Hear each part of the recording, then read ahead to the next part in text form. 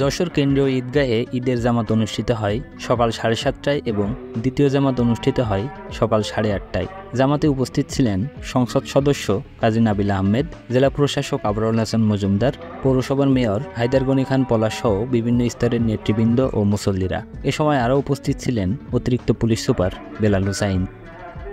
সকলকে আন্তরিকভাবে ধন্যবাদ জানাচ্ছি। আমাদের প্রশাসনের সদস্যবৃন্দ, আমাদের পুলিশ বাহিনীর সদস্যবৃন্দ, সকলে আমাদের কাছে এই ব্যবস্থাগুলো দিচ্ছে, নিরাপত্তা ব্যবস্থা করেছে, সকলের কাছে পুলিশ ধন্যবাদ জানাচ্ছি। সকল ব্যবস্থাগুলো করবে আপনাদের সকলের কাছে আবারও বিদায় দিচ্ছি। আসসালামু আলাইকুম ওয়া রাহমাতুল্লাহ।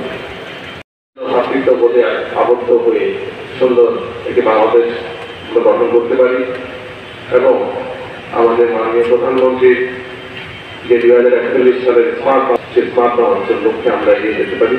আমি বাংলাদেশ সরকারের মাননীয় প্রধানমন্ত্রী শেখ হাসিনার পক্ষ থেকে যশোরবাসীকে ঈদের শুভেচ্ছা জানাচ্ছি।